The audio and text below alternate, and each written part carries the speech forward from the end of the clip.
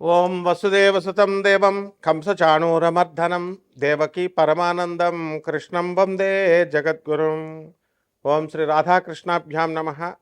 కృష్ణం వందే జగద్గురుం, అర్జునం వందే జగదేక వీరం. మనకి ఆ గురుగ్రహం అందరూ కూడా ఏమని చెప్తారంటే, గురుగ్రహం కనుక నీకు బాగున్నట్లయితే నీకు సంచుల కొద్దీ డబ్బులు వస్తాయి, లేకపోతే క్వింటాళ్ళ కొద్దీ బంగారం వస్తుందని చెబుతూ ఉంటారు. మీరు కూడా ఆనందంగా వింటూ ఉంటారు. కానీ గురుగ్రహము ఏ విధమైనటువంటి సంపదలని కూడా మీరు కోరుకున్న రేంజ్లో ఇవ్వదు. మీ నాన్న మీకు ఆస్తి ఇస్తాడు, ఎప్పుడు ఆయన చచ్చిపోయేటప్పుడు ఇస్తాడు. ఆయన బ్రతికుండగా చిన్నప్పుడు నీకు ఒక 100 రూపాయలు, మహా అయితే ఒక 500 డైలీ ఖర్చులకు ఇస్తాడు. ఆ విధంగా గురుగ్రహం ఏం చేస్తుందంటే ముందు నీకు బుద్ధి బలాన్ని ఇస్తుంది. అంతే తప్ప ఇట్లా సొల్లు కబుర్లు చెప్పేటటువంటి పండితులు అవనియండి, సొల్లు కబుర్లు చెప్పేటటువంటి జ్యోతిష్కులు అవనియండి, వీళ్ళని ఎట్టి పరిస్థితుల్లో వీళ్ళని రాహు కబళించినప్పుడు, కలిపురుషుడు దూరేసినప్పుడు అవతల వాళ్ళని ప్రలోభ పెట్టడానికి చెప్తూ ఉంటారు. ఇది గురువు యొక్క పని కాదు. వాళ్ళకే ఫస్ట్ గురువు అనుగ్రహం లేదంటూ ఇలా చెప్తున్నటువంటి వాళ్ళు, అటువంటి వాళ్ళ మాటలు వింటే మీకేం వస్తుంది అనుగ్రహం? కాబట్టి మన దేవతల గురువు అయినటువంటి బృహస్పతి ఎప్పుడూ కూడా మీకు చక్కటి ఆలోచన విధానాన్ని, నిజాయితీని, ఆ తర్వాత చక్కగా మీరు రుజుమార్గంలో వెళ్ళేటటువంటి విధానాన్ని ఇస్తారు. ఇప్పుడు మంగళికి డబ్బులు ఇచ్చారంటూ మంగళిని బ్యాడ్ పాపులర్ చేశారు.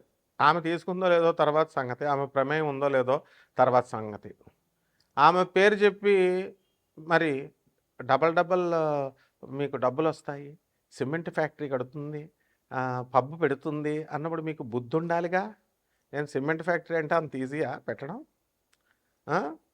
అందువలన భూపతి రాజు వెంకటపతి రాజు డాక్టర్ బివి రాజు గారు పెట్టారు రాశి సిమెంట్, విష్ణు సిమెంట్. విష్ణువర్ధన్ రాజు వాళ్ళ కొడుకు నడుపుతున్నాడు ఇప్పుడు భీమవరంలో. ఆయన ఎంత కష్టాలు పెడితే అది పెట్టారో నేను దగ్గరుండి ఆయన్ని చూశాను. డాక్టర్ బివి రాజు కాలేజెస్కి మేము వెళ్తూ ఉంటాం. అలాగే మా తాతయ్య గారు డాక్టర్ ముల్లపూడి హరిశ్చంద్ర ప్రసాద్ గారు ఆంధ్ర షుగర్ ఫ్యాక్టరీ పెట్టడం ఎంత కష్టం? అంత ఈజీనా? లైసెన్సులు రావడానికి ఢిల్లీ నుంచి కళ్ళంట నీళ్లు పెట్టుకొని, అరే నా బామ్మర్ది బోళబులరామే మాట విన్నాను, నేను విని అనవసరంగా ఈ ఇండస్ట్రీ రూట్లోకి దిగానేమో, నా పొలాలు నేను చూసుకోక అని ఆయన ఎంత ఇదయ్యారో మాకు తెలుసు. కాబట్టి మరి మీరంతా దురాశకి ఇస్తారు డబ్బులు. దీన్ని రాహు యొక్క ఎఫెక్ట్. అది ఒక పనికిమాలిన జ్యోతిష్కుడు సంచుల కొద్దీ డబ్బులు వస్తాయి, సంచుల కట్ల కొద్దీ బంగారం వస్తుందంటే ఎలా నమ్ముతున్నారా మీరు? కష్టపడాలి, బాగా చదవాలి, మీ అమ్మ చెప్పిన మాట వినాలి. మీ నాన్న నేను పడ్డ కష్టాలు నువ్వు పడకూడదురా అని చెప్పేసి పాపం నేను బిజినెస్లో చిన్న చిన్న అబద్ధాలు, చిన్న చిన్న మోసాలు చేసి నేను కుటుంబ పోషణ చేయాల్సిన దుస్థితి మా నాన్న మాట నేను వినకపోవడం వల్ల నాకు ఈ పరిస్థితి వచ్చింది. నువ్వు ఆ పరిస్థితి తెచ్చుకోక నాయన, చదువుకోరా బాబు అని చెప్తాడు. అంతేకాని నువ్వు వేసుకొచ్చాయి, బ్యాంకులు దోపిడీ చేసుకొచ్చాయి, ఈ దొంగిలించుకొచ్చాయి అని ఏ తండ్రి చెప్పడు. కాబట్టి ఇదంతా కూడా ఆ గురువు పక్కన రాహుగాళ్ళు ఇలాంటి వాళ్ళు ఉంటారన్నమాట. వాళ్ళే ఈ కపట జ్యోతిష్కులు, కపట గురువులు అన్నమాట. ఎవరైనా సరే స్వామి వివేకానంద అది ఫాలో అవుతారా? స్వామి వివేకానంద ఎప్పుడైనా ఇలా చెప్పాడా మీకు? రామకృష్ణ పరమహంస, స్వామి వివేకానంద, ప్రభాత్ రంజన్ సర్కార్, ఆ తర్వాత చక్కగా మన ఆదిశంకరాచార్యులు వారు, రామానుజాచార్యులు వారు, రమణ మహర్షులు వారు ఎప్పుడన్నా ఇలా చెప్పారా? మరి ఇప్పుడున్న స్వామీజీలు నా దగ్గరికి వచ్చేయి, పూజ చేసుకో, కోట్లు వచ్చేస్తాయి, గోశాల పెట్టా, నీకు మోక్షం డైరెక్ట్ ఇచ్చేస్తా, ఈ ప్రవచనకారులు ఇలా చెప్పేటటువంటి వాళ్ళు. లేకపోతే గోశాల అంటాడు ఒకడేమో గుళ్ళు కట్టానంటాడు, ఒకడు కాశీలో పెట్టానంటాడు. ఉన్న స్వామి వివేకానంద అనాథ శరణాలయాల్లో, ఈ యొక్క ఆర్ఫనేజెస్లో, ఓల్డేజ్ హోమ్లకు మీరు ఇవ్వచ్చు కదా. ఉన్న వాటికి ఇవ్వరు వీళ్ళు కొత్తగా పెడతారు వీళ్ళ బ్రాండ్తో, పనికి మాలిన వాళ్ళు.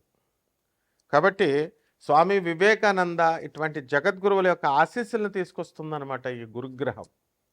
కాబట్టి మనకి కోటాను కోట్లు కావాలి, దురాశతో వెళ్ళేటటువంటి వాడు ఎప్పుడూ బాగుపడ్డు. రజనీకాంత్ ఏ సినిమాలో చెప్తాడు? నరసింహ, నీది కాంతి నీ దగ్గరికి రాదు, నీదైంది నిన్ను వదిలి ఎప్పటికీ పోదు. నువ్వు ప్రయత్నించకపోయినా నీ దగ్గరికే వస్తుంది. ఇది సిద్ధాంతం నరసింహ. కాబట్టి చక్కగా ఆ గురుగ్రహం మనకి 19వ తారీఖు ఏప్రిల్ నెలలో స్వక్షేత్రగతుడు అవుతున్నాడు శుక్రగ్రహం. అలాగే మనకి ఈ యొక్క గురుడు కర్కాటక రాశిలోకి 2 జూన్ తర్వాత రాబోతున్నాడు. 31 అక్టోబర్ 2026 వరకు కూడా మనకి ఈ యొక్క కర్కాటక రాశిలో ఉండడం జరుగుతుంది. ఆ తర్వాత సింహరాశిలోకి ప్రవేశం చేస్తాడు 31వ తేదీ అక్టోబర్ నెల 2026 సంవత్సరం నుంచి.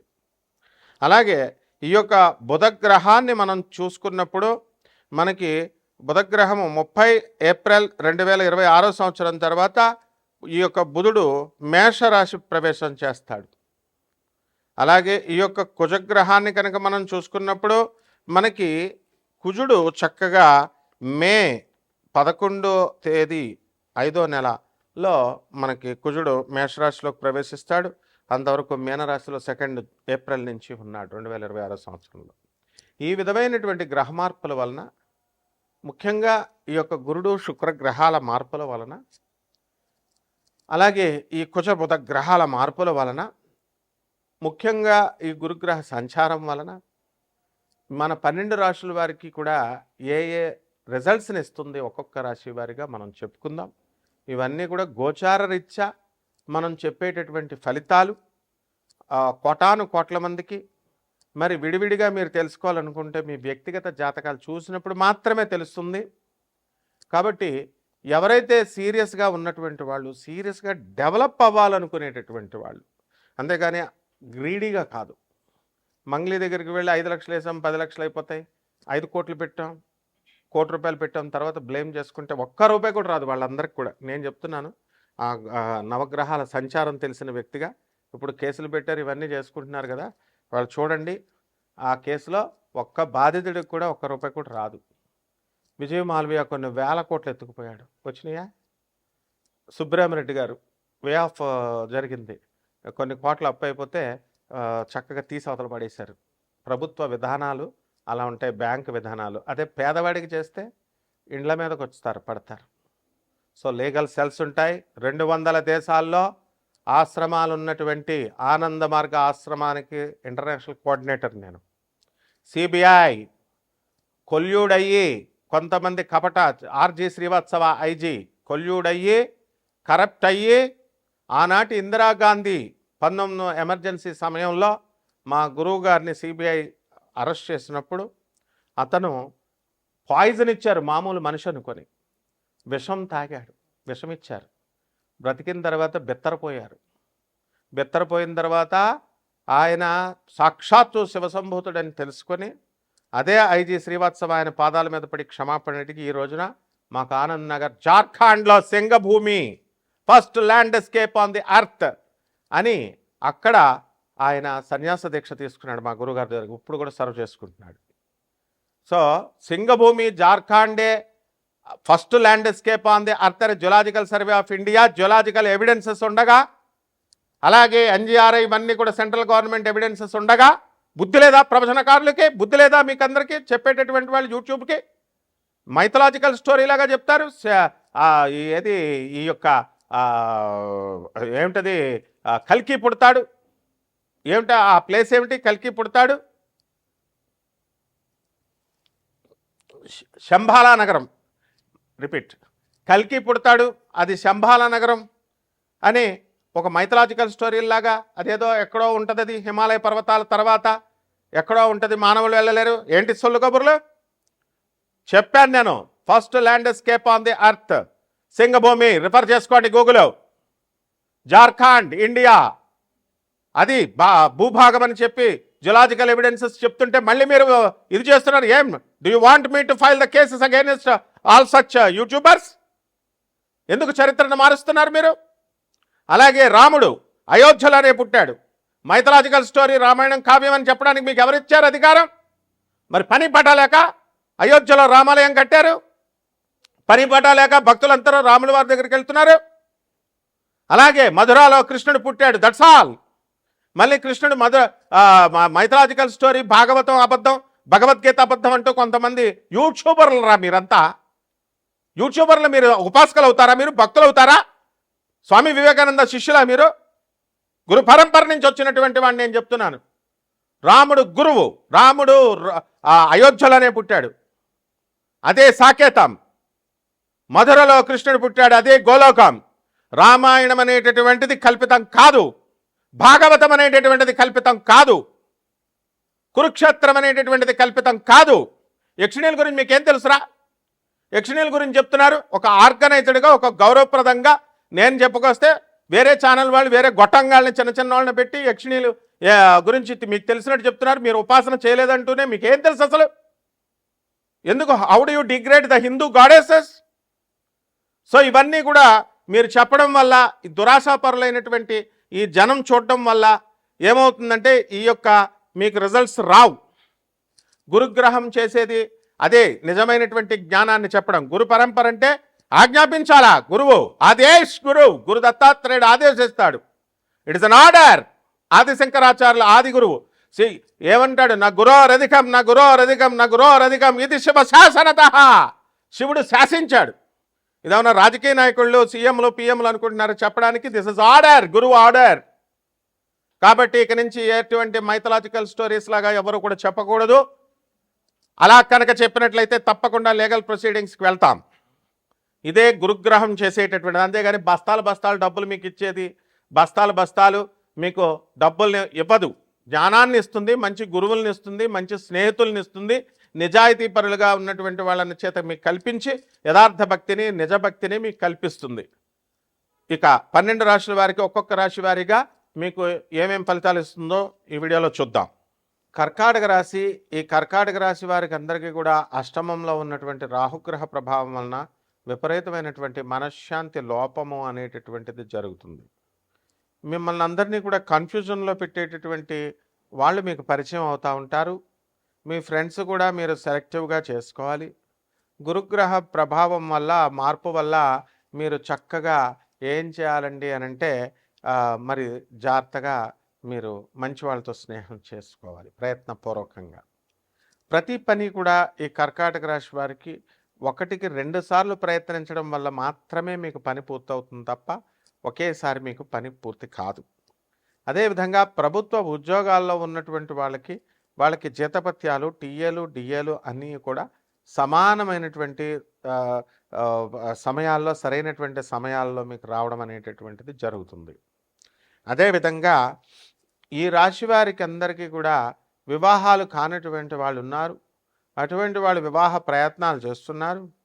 ఆ గురు మార్పు 2 జూన్ 2026 సంవత్సరం తర్వాత వస్తుంది కాబట్టి అప్పటికి మీరందరూ కూడా ఉద్యోగాల్లో స్థిరపడడం అనేటటువంటిది జరుగుతాయి.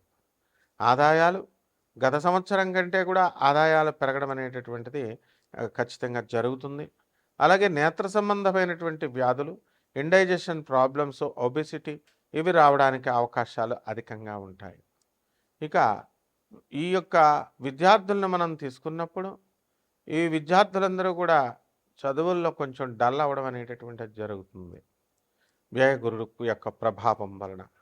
అలాగే మీరు పెట్టేటటువంటి షూరిటీలు కానీ, సంతకాలు కానీ అవన్నీ కూడా మీకు మెడకు చుట్టుకోవడం అనేటటువంటిది జరుగుతుంది.